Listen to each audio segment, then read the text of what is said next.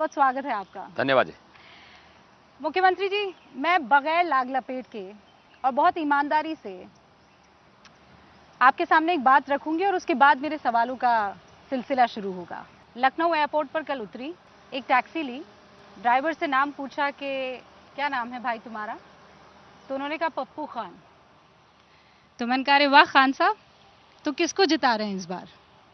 उन्होंने आपका नाम लिया। उन्होंने कहा मेरी बीवी के खाते में 2 बार 1500 रुपए आए हैं। उन्होंने कहा मुझे तेल मिल रहा है, मुझे नमक मिल रहा है, मुझे गेहूं और चावल मिल रहा है। तो मैंने कहा पर कहा जाता है आप लोग वोट नहीं करते हैं। देखिए, प्रधानमंत्री मोदी जी ने 2014 में देश के परंपरागत चली आ रही सड़ी गली राजनीति के एजेंडे को बदल करके, विकास से जोड़ करके, गरीब कल्याण से जोड़ करके उसे एक नई दिशा दी। आपको याद होगा जब प्रधानमंत्री मोदी जी ने 2014 में एक नारा दिया था, सबका साथ सबके विकास का। गरीब उनके एजेंडे का हिस्सा बना,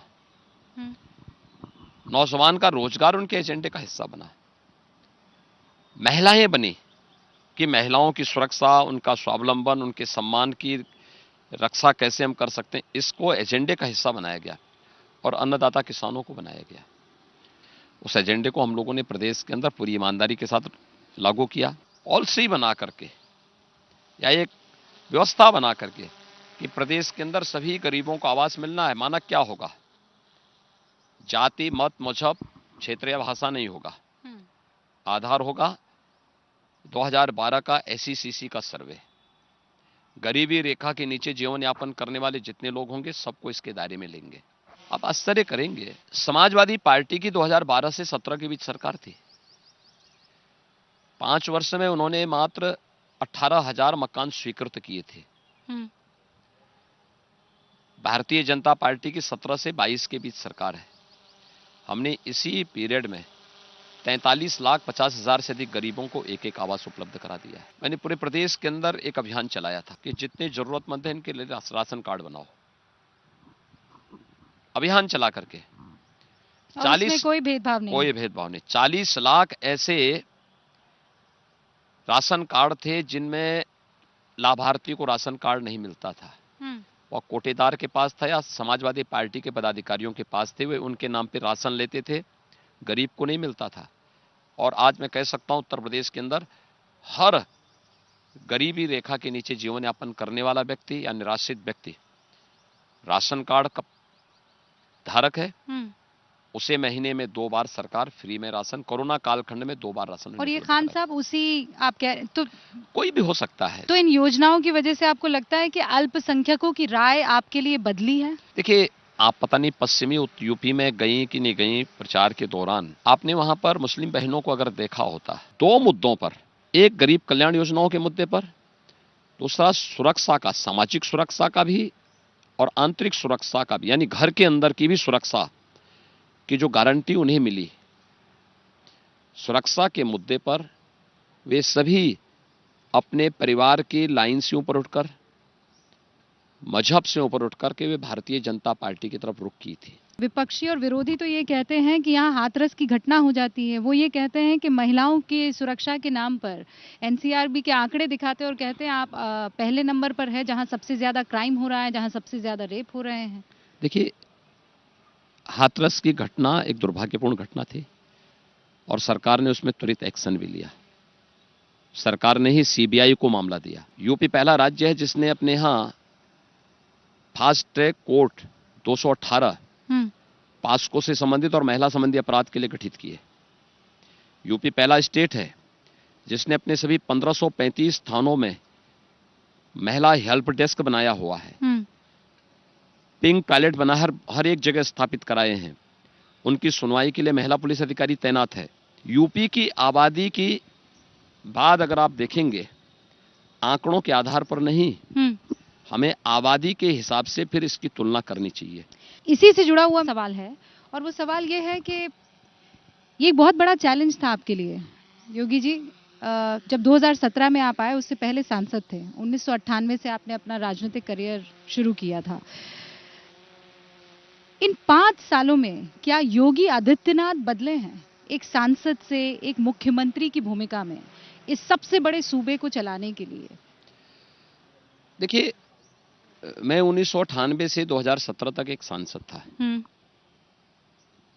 मेरा कार्य क्षेत्र सीमित था।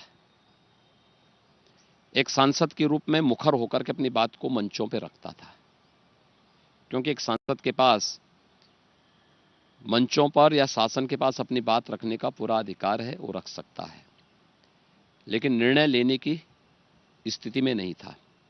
2017 के बाद पार्टी ने मुझे जो जिम्मेदारी दी, प्रधानमंत्री मोदी जी ने मुझे जो जिम्मेदारी दी, उसके तहत मेरी भूमिका अब निर्णय लेने की थी। तो उस भूमिका में जो बदलाव आया, उस भूमिका ने हमें और भी जिम्मेदार भी बनाया और जवाबदेही भी बनाया, क्योंकि एक मुख्यमंत्री के रूप में मैं केवल सवाल नहीं करूंगा, आपसे सवाल किए जाएंगे। अब मुझसे सवाल किए जाएंगे। दूसरा, मैं समस्या को लेके नहीं जाऊंगा, मुझे समस्या का समाधान बनना है। तो समाधान, मेरा ये मानना है, सरकार समस्या नहीं हो सकती। जनप्रतिनिधि समस्याएं रखेंगे, लेकिन सरकार को उसका समाधान ढूंढना पड़ेगा। तो हम समस्या से समाधान की तरफ गए। तो इन 5 सालों में योगी आदित्यनाथ, मुख्यमंत्री योगी आदित्यनाथ को कितने नंबर देते हैं 10 में से?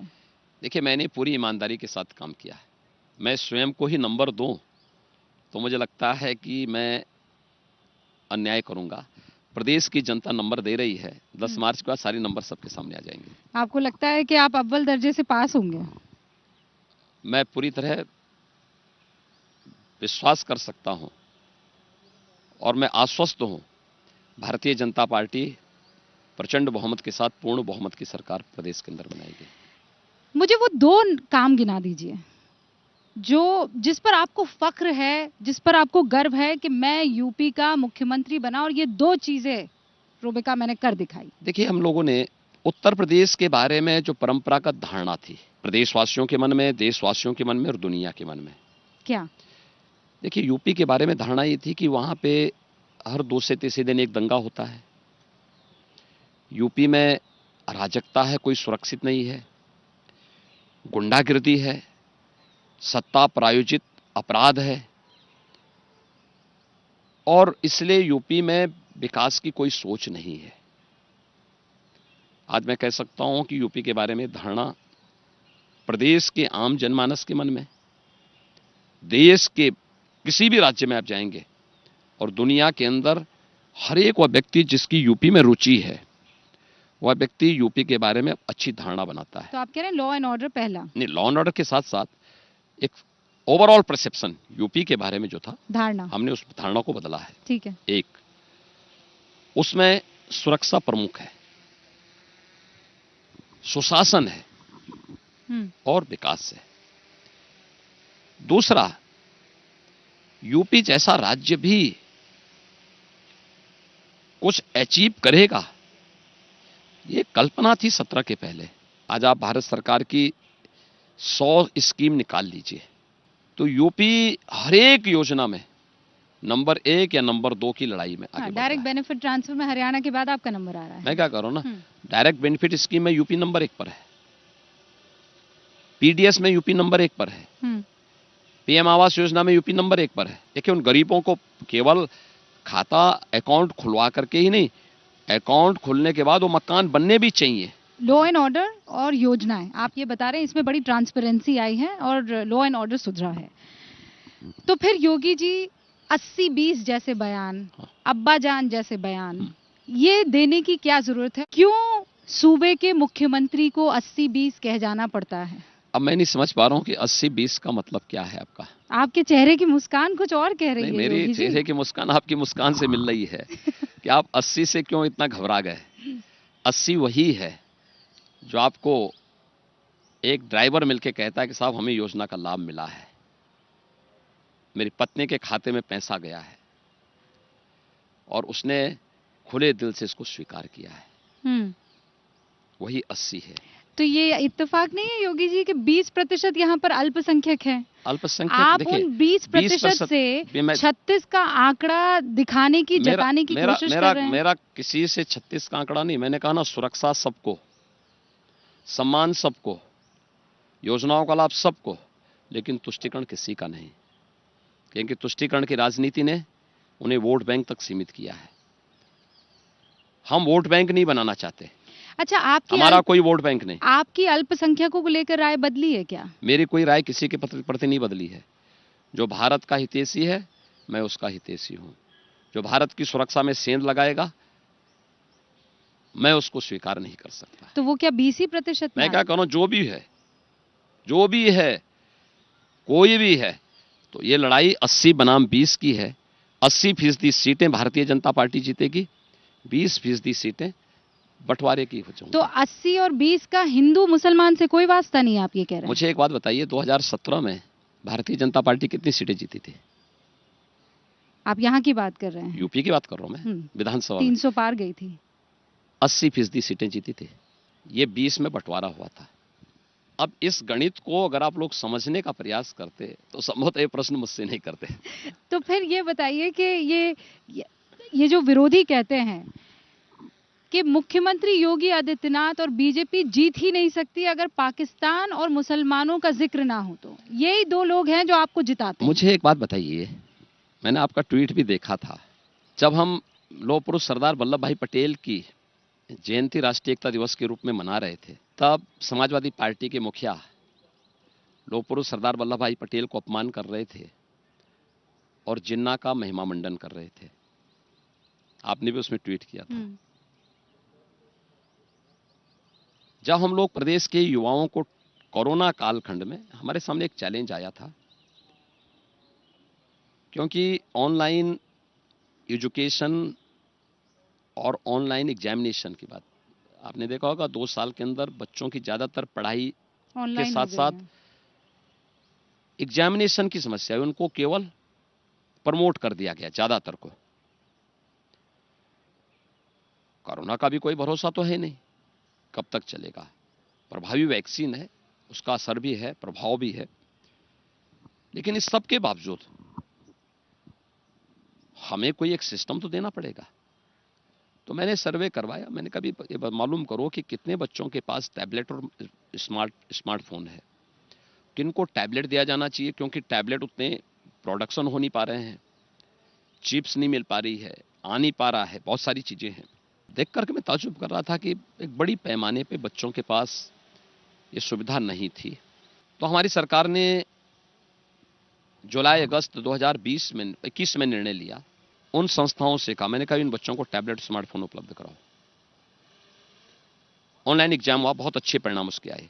हमने 1 करोड़ युवाओं को टैबलेट और स्मार्टफोन देने का निर्णय लिया।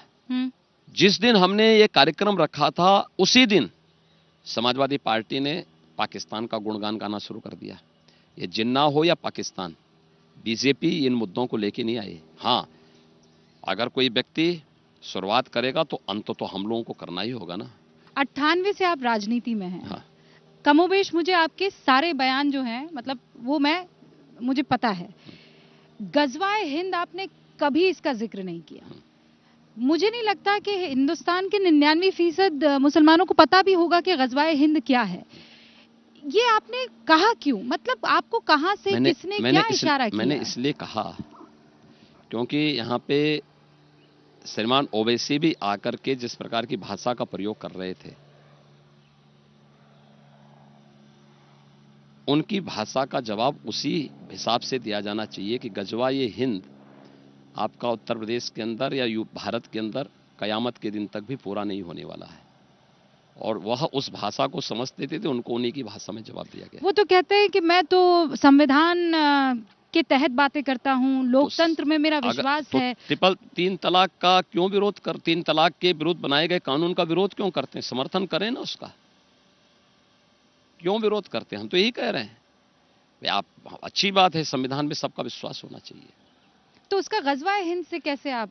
इसी वही संबंध है जो उनका संबंध इससे है। चूंकि आपने ट्रिपल तलाक का जिक्र किया है तो मैं हिजाब का जिक्र करूंगी, और मुझे पता है आपने हिजाब पर खुलकर अपनी राय रखी है। मेरा सवाल हिजाब को लेकर नहीं है, मेरा सवाल घूंघट को लेकर है, क्योंकि योगी आदित्यनाथ जी, आपको देश इस वक्त सुनेगा कि हिजाब पर तो आप बेबाकी से अपनी बात रख लेते हैं, घूंघट पर आपकी क्या राय है? घर में अगर कोई घूंघट रखता है, बाजार जाने में रखता, कोई समस्या नहीं, लेकिन अगर कोई संस्था में जा रहा है, स्कूल जा रहा है, तो स्कूल में तो स्कूल के ड्रेस कोड को लागू करना पड़ेगा।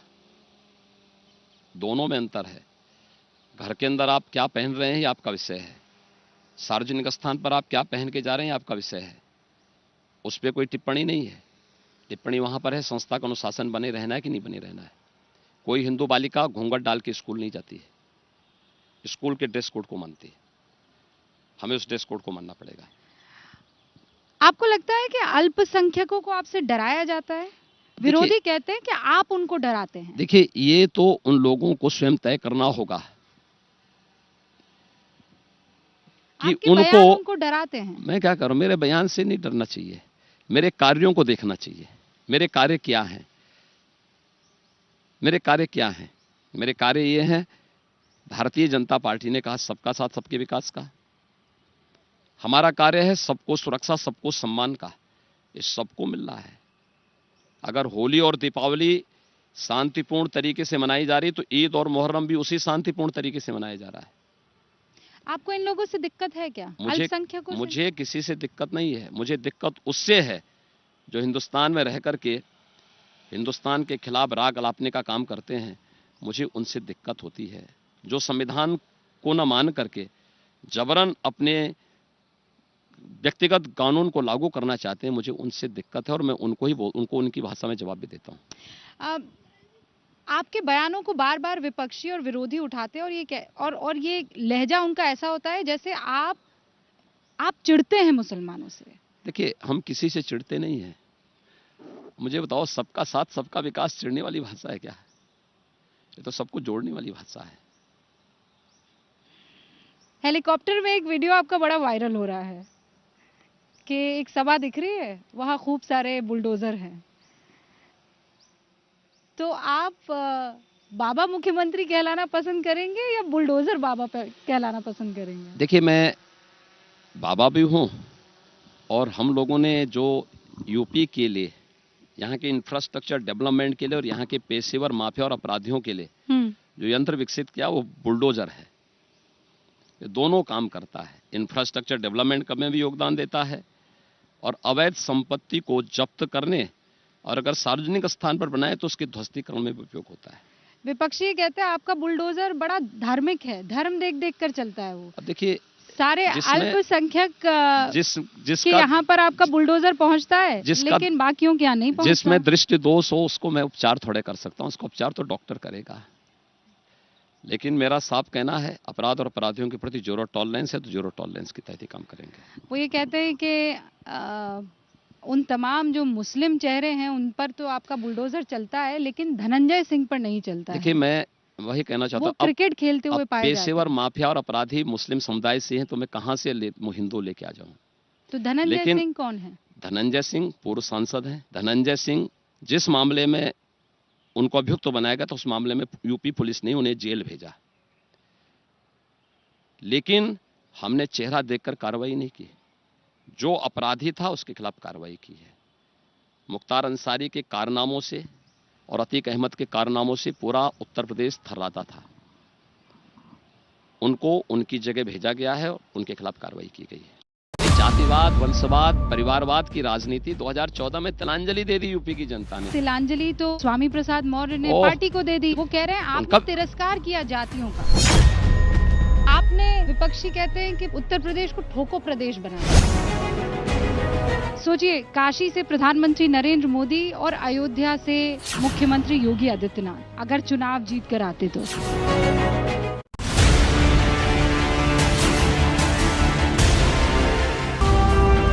ये विपक्षी कहते हैं कि उत्तर प्रदेश को ठोको प्रदेश बना दिया है। जब आप 2017 में आए थे, मुझे वो बयान आपका अच्छे से याद है कि या तो वो यूपी से बाहर जाएंगे या सलाखों के पीछे जाएंगे। वो कह रहे हैं कि आपने ठोको प्रदेश, जहां आपकी मर्जी चलती है वहां आप। देखिए, अपराधी जिस भाषा को समझेगा उसको उस भाषा में समझाना पड़ेगा, नहीं तो कैराना जैसे पलायन और कांधला जैसे पलायन को कोई रोक नहीं पाता। और यही कारण है जीरो टॉलरेंस की नीति का ही परिणाम है कि आज अपराधी अपने गले में तख्ती लटका करके थाने के सामने खड़ा होकर के समर्पण करता है कि साहब बकस दो, अब सार्वजनिक संपत्ति पे कब्जा नहीं करूंगा, किसी व्यापारी को थ्रेट नहीं करूंगा, किसी गरीब की संपत्ति को नहीं जब्त करूंगा, जबरन कब्जा नहीं करूंगा, बकस दो, बस सब्जी बेच के पेट भर दूंगा। अगर वो सुधरता है सख्त कानून से और कानून के राज से, तो मुझे लगता है कानून की धमक दिखनी भी चाहिए। आप पर यह भी आरोप लग रहा है कि आपने कानून का ध्यान नहीं रखा, आपने कोर्ट का ध्यान नहीं रखा। अभी कोर्ट का ऑर्डर आया था जिसमें कहा गया कि आपने जो ये संपत्ति जब्त की है सीए प्रदर्शन के दौरान, वो आपको वापस करनी होगी। विरोधी ये कह रहे हैं कि देखिए आपने अपनी मनमर्जी चलाई। देखिए, सवाल ये है कि 12 बजे सोकर उठने वालों को क्या पता कि कानून क्या है। बड़े बाप के पुत्र हैं, आराम से सोकर उठने वाले लोग हैं, आराम तलब हैं। मुश्किल से आधा घंटा 1 घंटा कोई समय मिलता होगा तो कुछ देश दुनिया के बारे में जानकारी ले लेंगे, अन्यथा उनको कोई देश दुनिया की जानकारी नहीं है। आपको कैसे पता? मैं इसलिए कह रहा हूँ ना, यूपी के बारे में हर एक व्यक्ति के बारे में जानना कौन क्या कर रहा है, उसके बारे में बताने की आवश्यकता नहीं। वो ये कहते हैं आप टैपिंग वैपिंग करवा रहे हैं, उनके फोन सुन रहे हैं। लेकिन एक चीज मुझे एक बात बताइए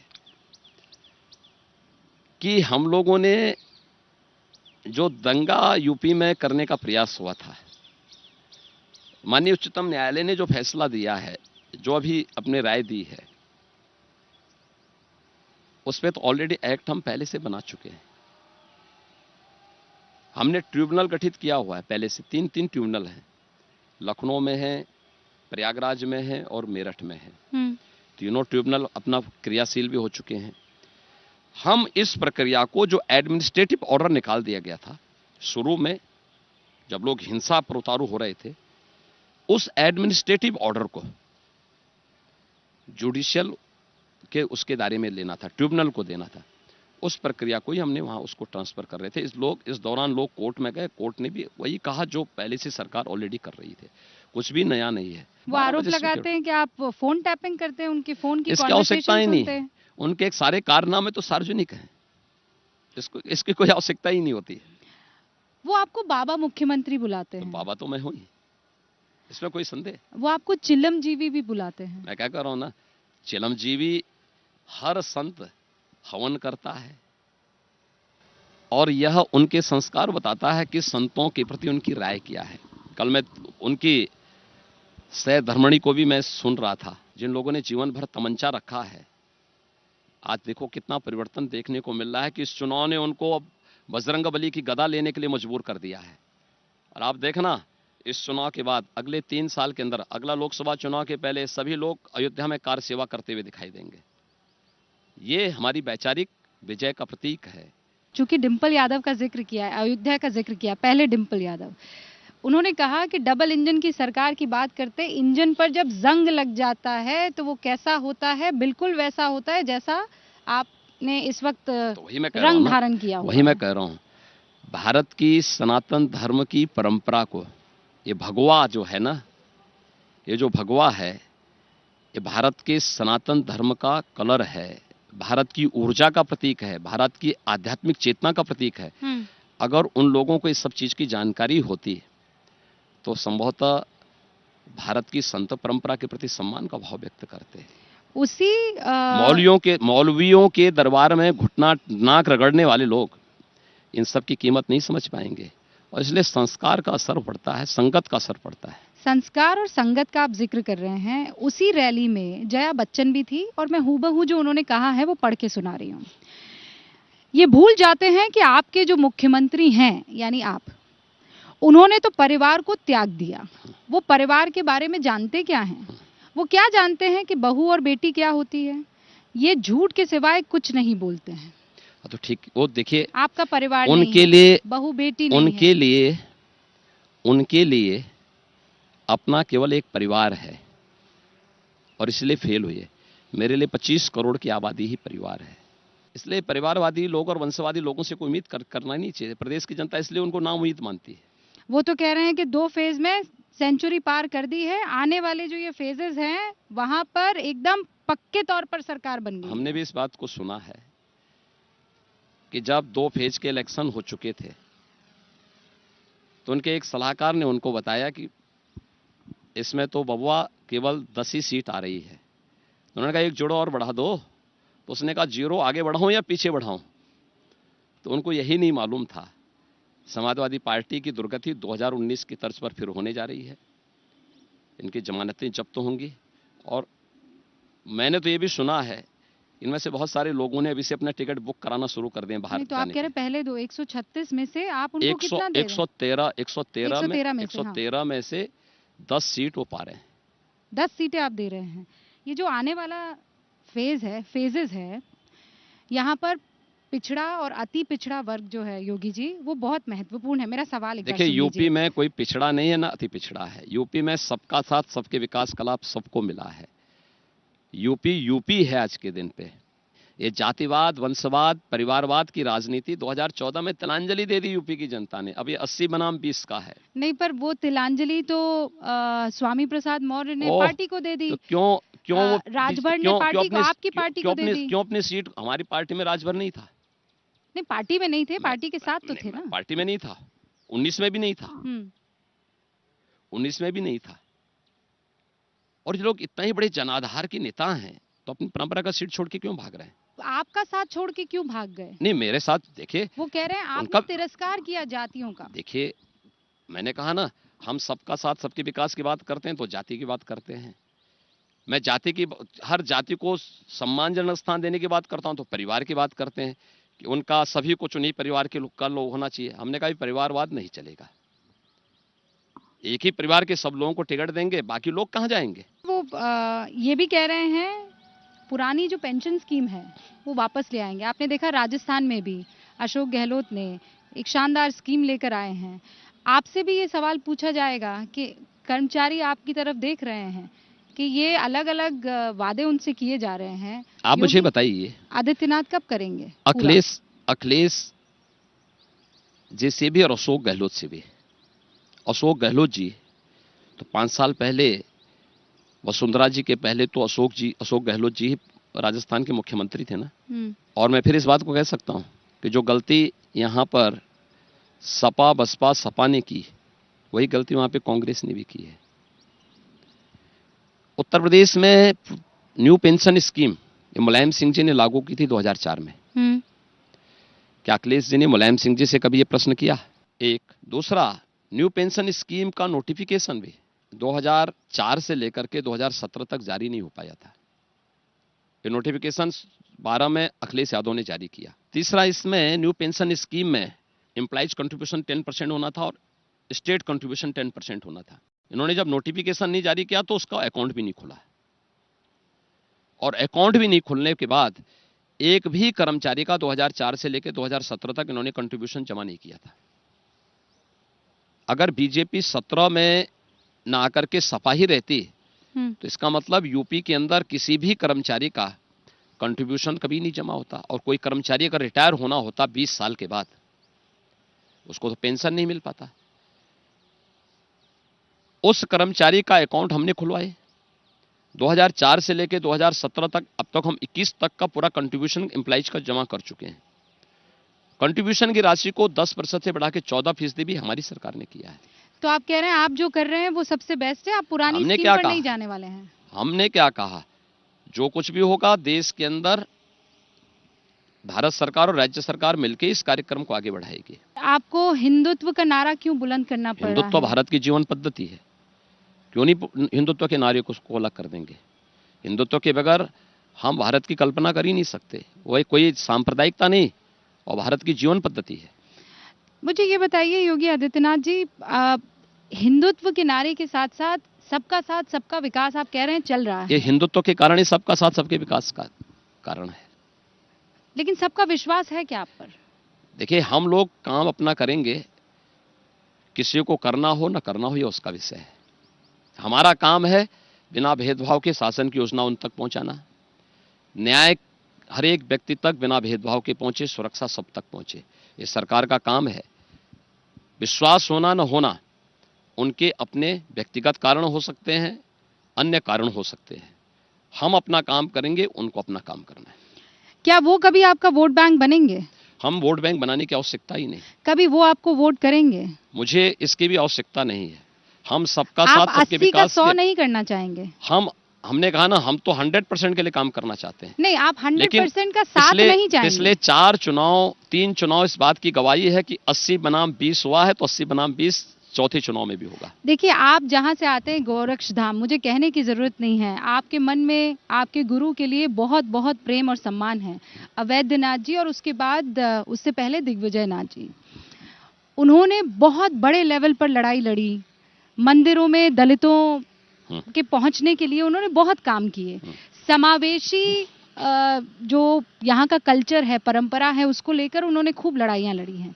मैं उसी समावेशी कल्चर के बारे में आपसे आप गोरक्षपीठ की परंपरा को संभवतः पूरा जानती नहीं है। पूरी जानकारी रखनी चाहिए। गोरक्षपीठ समग्र हिंदू समाज की पीठ है। वहां जाति के आधार पर कोई भेद नहीं होता है। वहां दीक्षा अगर मुस्लिम भी लेना चाहेगा ना, हम उसको भी वही दीक्षा देते हैं जो हिंदू को देते हैं। ऐसा हुआ है क्या? हुआ है, आज भी है हमारे पास उस प्रकार के योगी। आपके वहां पर बहुत सारे मुसलमान हैं। आपको मालूम ही नहीं कि हमारा जो मुख्य पुजारी है वो दलित है। जब सच्चाई ना जानकारी हो ना, जो बाहर चौराहे पर खड़े होने वाले चाटुकार हैं, जब हम लोग उनके बहकावे में आके उनकी बोली बोलते हैं, तब सच से दूर हो जाते हैं। गोरक्षपीठ वही पीठ है जिसने राम जन्मभूमि आंदोलन की शुरुआत की थी 1949 में। तो हमारे यहाँ जातिभेद भी नहीं है, लेकिन प्रबल हिंदुत्व का पक्षधर गोरक्षपीठ हमेशा है और आगे भी रहेगा। राम मंदिर का आपने जिक्र किया, आपके गुरु ने बहुत उसके लिए, वो उनका सपना था। मेरे दादा गुरु ने भी किया। हाँ, उनका सपना था और आज की तारीख में वो सपना साकार हो रहा है।